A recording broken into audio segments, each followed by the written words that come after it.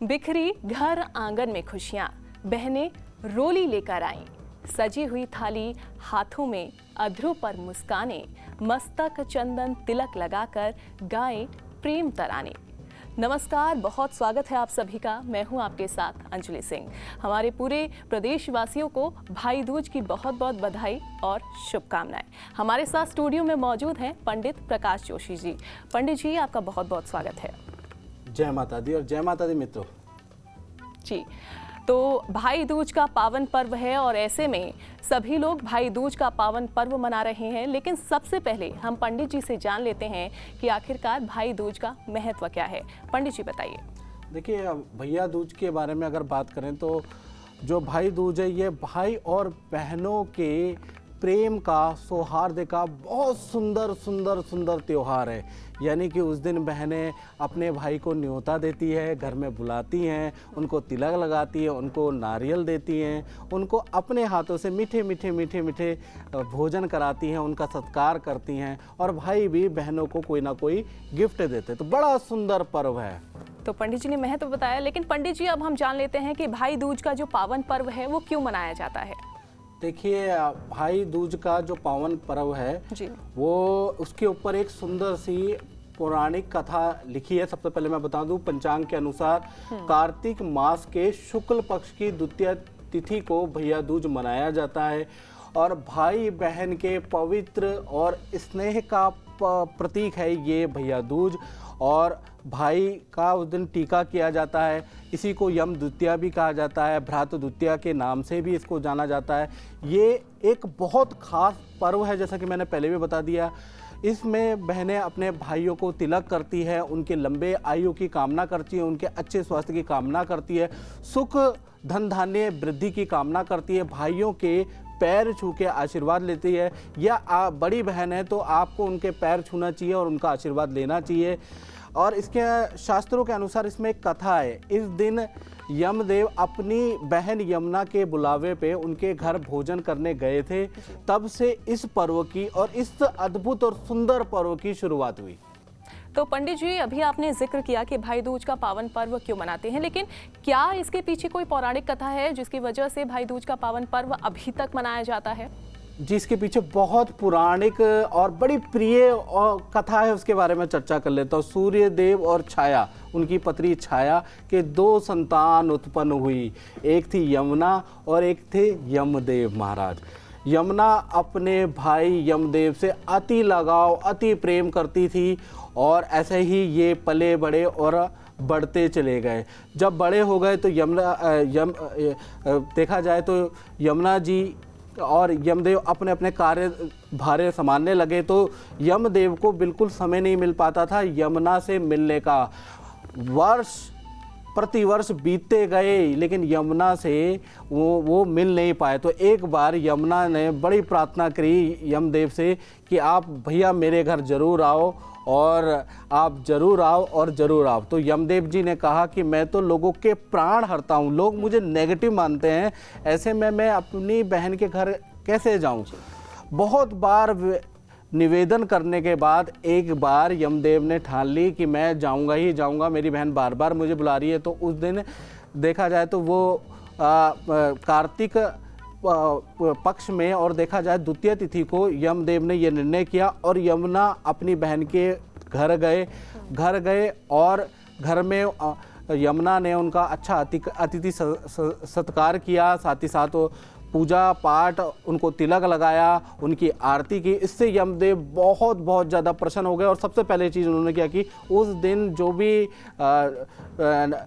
अकाल और अधेड़ गति में जो लोग पड़े हुए थे उन सभी आत्माओं को उन्होंने उस दिन मुक्त कर दिया। पहली चीज़ ही हो गई। और उन्होंने अपनी बहन को बोला कि मांग बहन, तुझे क्या चाहिए, मैं तेरी सेवा से, तेरे प्रेम से मैं बिल्कुल प्रसन्न हूँ। तो उन्होंने कहा, भैया आप बहुत सालों के बाद मेरे बुलावे पे इस वर्ष आए हैं, तो मुझे यही वरदान दीजिए कि हर साल भैया दूज के दिन जो भी बहन अपने भाई या जो बहन अपने भाई को इनवाइट करेगी, भाई उनके घर जाएगा और जाकर भैया दूज का पर्व मनाएगा, तो उनके ऊपर सदैव आपकी कृपा रहेगी, सदैव उनके समस्त पापों को आप दूर करेंगे।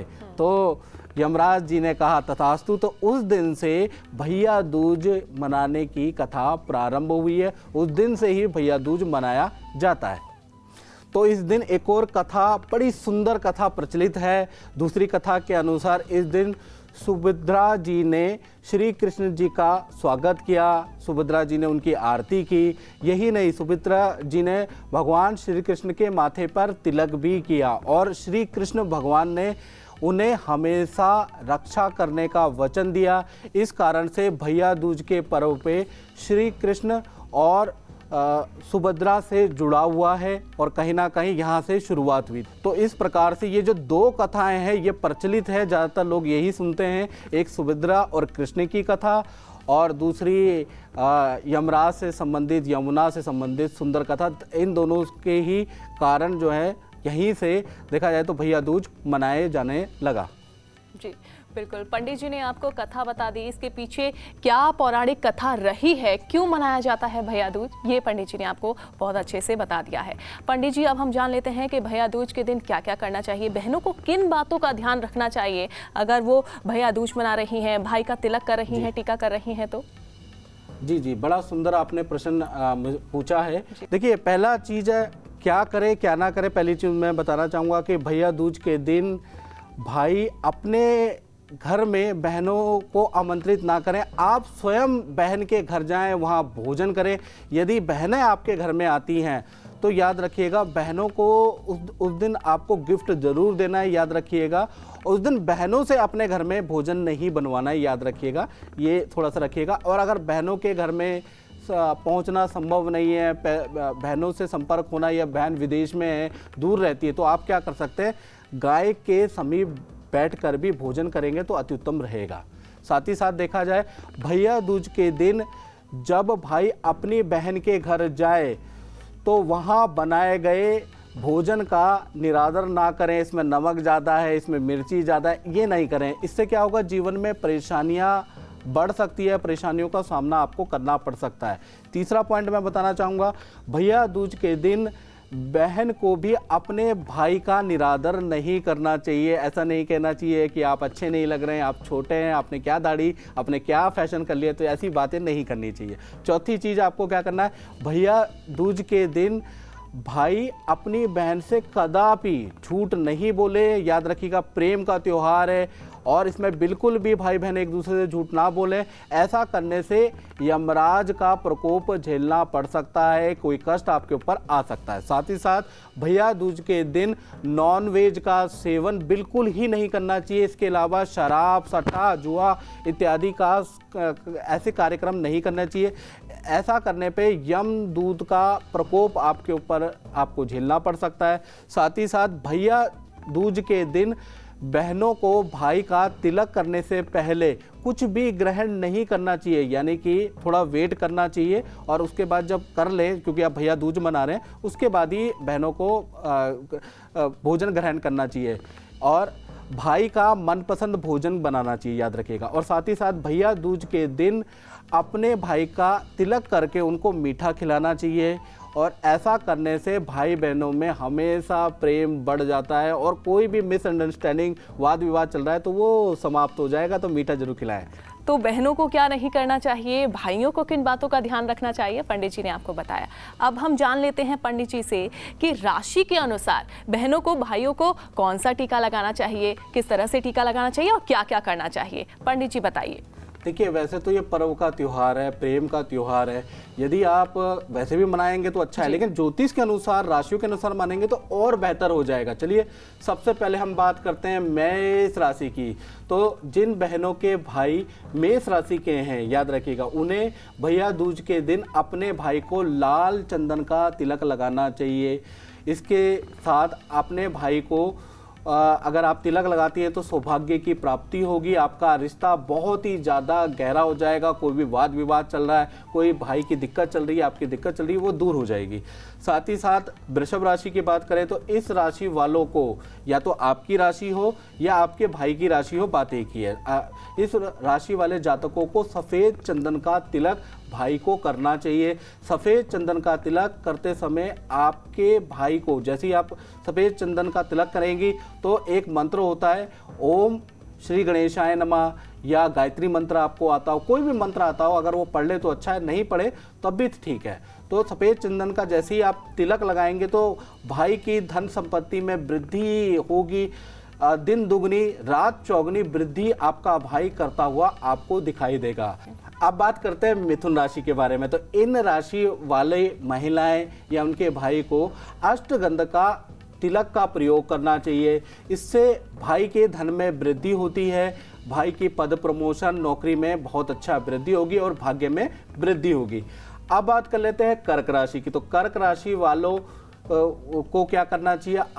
उनको अपने भाइयों को केसर का तिलक लगाना चाहिए। ऐसा करने से भाई बहन दोनों के समाज में पद प्रतिष्ठा बढ़ जाएगी, मान सम्मान और भाई और बहन की पावर और ऑफिस में भाई का कद में वृद्धि होगी।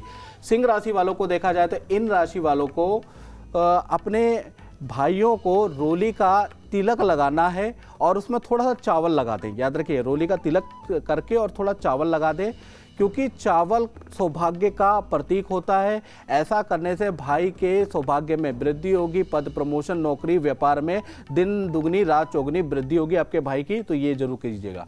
अब बात करते हैं कन्या राशि की। तो कन्या राशि वाले जो भाई बहन हैं उनको क्या करना चाहिए? उनको अष्टगंध का तिलक लगाना बड़ा शुभकारी रहेगा। अष्टगंध का तिलक लें, अपने भाई के माथे पे आप लगाएं, उससे भाई का स्वास्थ्य अच्छा रहेगा, उसकी वाणी मधुर हो जाएगी। आप दोनों के बीच में कोई मिसअंडरस्टैंडिंग चल रही है, पारिवारिक रिश्ते खराब हो रहे हैं, तो अष्टगंध का तिलक लगाने से वो भी बहुत अच्छा रहेगा। आपके भाइयों को कार्य में सफलता मिलेगी, तो ये जरूर करिएगा। इसके बाद बात कर लेते हैं तुला राशि की। तो तुला राशि वाले बहनों को क्या करना चाहिए? उनको कुमकुम खरीद के लाना है। कुमकुम का तिलक भैया दूज के दिन कहीं ना कहीं भाई को करना है और फिर उसके बाद दही लगा दें। यानी कि पहले आपको कुमकुम से तिलक करना है, उसके बाद थोड़ा सा तिलक में दही लगा दें। इससे आपके भाई की ऐश्वर्य में वृद्धि होगी और साथ ही आपको भी भाई बहनों का जो जीवन है वो सुखी जीवन रहेगा, मिसअंडरस्टैंडिंग दूर होंगी और आप दोनों का रिलेशन सदैव बरकरार रहेगा। तो इसलिए तुला राशि की बहनें ये प्रयोग जरूर करें। अब बात कर लेते हैं वृश्चिक राशि की। तो वृश्चिक राशि वाली जो भी बहनें हैं वो अपने भाई को सिंदूर का तिलक कर सकती हैं, ये शुभ होता है। ऐसा करने से आपके भाई के स्वास्थ्य में वृद्धि होगी, उसके नेचर में चेंज आएगा, क्रोध आपके प्रति शांत रहेगा। आप दोनों के बीच में अनबन हो रही है तो आपको ये तिलक करना चाहिए और आपके भाई के सभी प्रकार के कष्ट यमदेव मुक्त करेंगे। तो ये वाला तिलक जरूर करें। अब बात कर लेते हैं धनु राशि की। तो धनु राशि की जो महिलाएं हैं उनको क्या करना है, या आपके भाई की धनु राशि पड़ती है तो चंदन का तिलक भैया दूज के दिन करना बड़ा लाभकारी है। इसलिए बहनें अपने भाई के जीवन में सभी प्रकार के सुख और सुविधाओं की वृद्धि कराना चाहती हैं और धन में वृद्धि, पद प्रमोशन में वृद्धि कराना चाहती, तो चंदन का तिलक धनु राशि वाले जातक और जातिकाएं जरूर लगाएं। ऐसा करेंगे तो भाई के पद प्रमोशन और जीवन में वृद्धि होगी। अब बात कर लेते हैं मकर राशि वाली बहनों की। तो उनको क्या करना है? उनको हल्दी का तिलक अपने भाई को कर सकती हैं। ऐसा करने से भाई की जो समस्या है वो दूर होगी, साथ ही साथ कार्य में प्रगति होगी, नौकरी में पद प्रमोशन के योग बनेंगे। तो इस तरह का आपको उनको तिलक लगाना है, हल्दी का तिलक लगाना है। इसी प्रकार से अब बात कर लेते हैं कुंभ राशि की बहनों के बारे में। तो कुंभ राशि की जो बहनें हैं उनको रोली का तिलक अपने भाई के माथे पे लगाना है। इससे भाई का स्वास्थ्य ठीक रहेगा और पारिवारिक जीवन में जो भाई की दिक्कतें चल रही है, जो उलझनें चल रही है, उसमें भी काफ़ी सुधार आपको देखने को मिलेगा। अब बात करते हैं मीन राशि की। तो जिन लोगों की मीन राशि है, चाहे भाई की चाहे आपकी, तो ज्योतिष के अनुसार ऐसे जातक और जातिकाओं को केसर का तिलक लगाना अपने भाई को अत्यंत शुभकारी माना जाता है। तो केसर का तिलक कार्यों में सफलता दिलाता है। भाई छोटा है, कॉम्पिटिटिव एग्जाम की तैयारी करना चाहता है, गवर्नमेंट की तैयारी करना चाहता है, नौकरी करना चाहता है, शादी नहीं हो रही, तो उनको केसर का तिलक लगाए तो उनकी सभी मनोकामनाएं यमदेव जरूर पूरी करने वाले हैं। तो इस प्रकार से आप ज्योतिष के अनुसार 12 राशियां इस तरह से तिलक कर सकती हैं। तो पंडित जी ने आपको बता दिया राशि अनुसार कि बहनें अपने भाइयों को कौन सा तिलक लगा सकती हैं और साथ ही उनके जीवन में वृद्धि इसको लेकर हो सकती है, व्यवसाय से लेकर उनके जीवन में वृद्धि को लेकर पंडित जी ने हर बात आपको बताई है। अब पंडित जी से हम जानते हैं कि पंडित जी, अगर भाई और बहन एक दूसरे से दूर रह रहे हैं, मानो कि जो भाई हैं वो विदेश में रह रहे हैं या फिर बहनें विदेश में रह रही हैं और वो किसी कारणवश नहीं पहुंच पा रहे हैं, एक दूसरे से नहीं मिल पा रहे हैं, तो वो कैसे सेलिब्रेट करें, इस त्योहार को कैसे मनाएं? देखिए, ऐसे में क्या करना चाहिए, ऐसे में बहुत अच्छा आपने प्रश्न किया और काफ़ी युवतियों की ये प्रॉब्लम होती है। तो ऐसे में क्या है, आजकल बड़ी सुविधाएं हैं, आप वीडियो कॉल के माध्यम से भी ये पर्व मना सकते हैं। आप भाई को वीडियो कॉल कीजिए, उसमें तिलक ही कर दीजिएगा और कोई मंत्र जाप कर लीजिएगा। राशि के अनुसार मैंने तिलक बता दिए हैं किस किस राशि वाले हैं, तो आपके भाई कौन सी राशि के हैं ये याद रखिएगा। आपकी कौन सी राशि, अगर भाई की नहीं पता तो उससे आपको तिलक करना है, तो भाई की समस्त परेशानी दूर होगी। साथ ही साथ अगर आप कोई मंत्र जानती है, जैसे शरो मंगल मांगल्ये शिवे सर्वार्थ साधिके शरण्ये त्र्यंबके गौरी नारायणी नमोस्तुते, अगर आप ये मंत्र जानती है, या वक्रतुंड महाकार्य सूर्यकोटि समप्रभा निर्विघ्नं कुरु मे देव सर्वकार्येषु सर्वदा, या फिर ओम गणानाम त्वा गणपति गुंगवामय प्रियणाम त्वा प्रियपति गुंगवामय निधिनाम त्वा निधिपति गुंगवामय वशो मम आहम जानी गर्भदम तुम जाशी गर्भदम, कोई भी आप मंत्र जानती हैं तो आपको क्या करना है, वो मंत्र का जाप करते हुए अगर तिलक लगाएंगे तो अति अति अति अति उत्तम रहेगा। तो थोड़ा सा जो भी हर बहनें कोई ना कोई मंत्र तो जानती है, तो उस मंत्र से आप भाई को तिलक कर सकती है। बिल्कुल, तो अब बहनों को परेशान होने की ज़रूरत नहीं है, जो कि पंडित जी ने आपको बताया कि अगर इस दिन आप अपने भाइयों से नहीं मिल पा रही हैं तो आप वीडियो कॉल के ज़रिए ये त्यौहार मना सकती हैं। लेकिन पंडित जी, कई बार हमने देखा है कि बहनें क्या करती हैं कि बादाम पर तिलक लगाती हैं, अपने भाइयों को दे देती हैं, क्या ऐसा करना शुभ होता है? हाँ, ये भी आप कर सकते हैं। पुराने ज़माने में ऐसा ही किया जाता था कि फ़ोटो ले ली जाती थी, कुछ फ़ोटो पे भी किया जाता था, बादाम पे भी किया जाता था। एक पोटली होती थी, उसके अंदर बादाम रख दिया जाता था, चावल रख दिया जाता था, तिलक कर दिया जाता था, उस पोटली को रख दिया जाता था।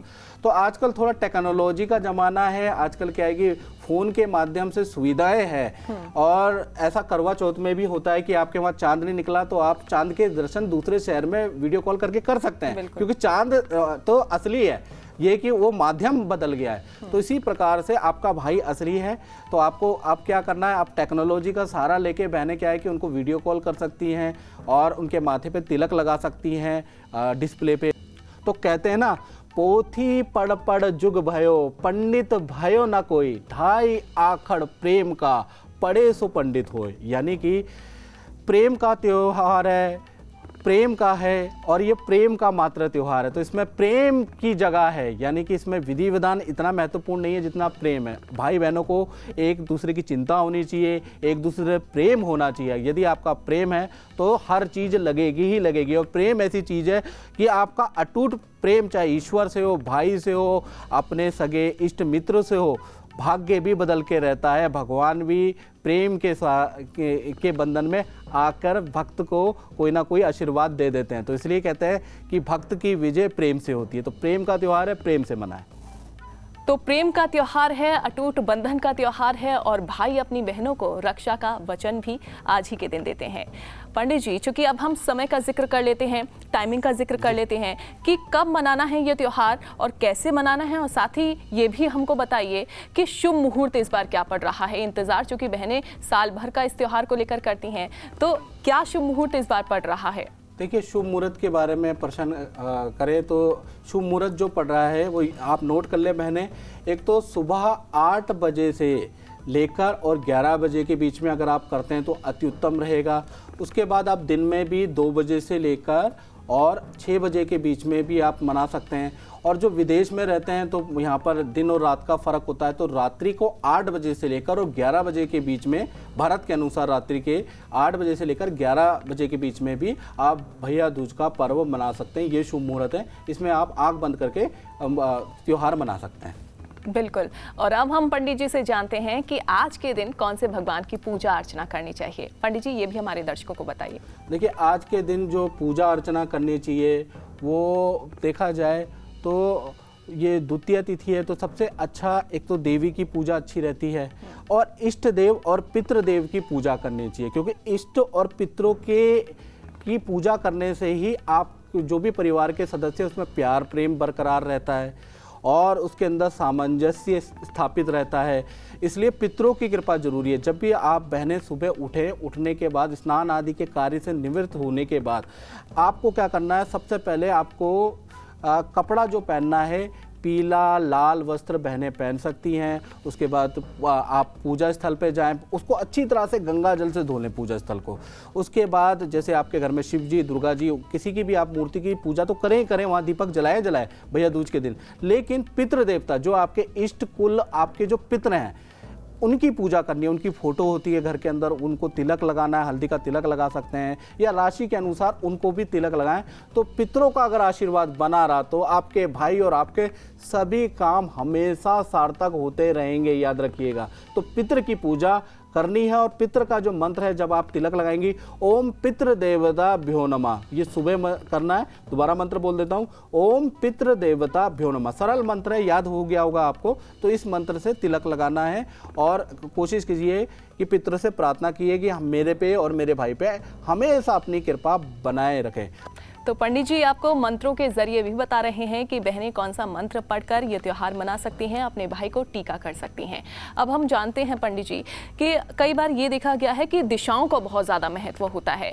कौन सी दिशा में भाइयों को बिठाना है, कौन सी दिशा में बहनें बैठें और उसके बाद भाइयों का टीका करें। बड़े सुंदर प्रश्न पूछे हैं और पूरा कन्फ्यूजन इस भैया दूज में बहनों का निकलने वाला है। पहला चीज़, आपने दिशा पूछी, वो शास्त्र में भी लिखा है, यजुर्वेद में भी इसके बारे में लिखा है कि पूजा एक निश्चित स्थान पर होती है। चाहे आप पूजा के कितने अच्छे ज्ञाता क्यों ना हो, आपको मंत्र कंठस्थ क्यों ना हो, अगर आपने दिशा का ध्यान नहीं दिया ना तो आपकी पूजा सफल नहीं होगी। इसलिए याद रखिएगा, पूजा जब भी आप करते हैं तो हमेशा, जब भी आप राखी बांधते हैं या भैया दूज करते हैं, तो भाई का मुंह हमेशा पूर्व की ओर हो या उत्तर की ओर हो या ईशान कोण की ओर हो। ये 3 डायरेक्शन के अंदर भाई का मुंह होना चाहिए।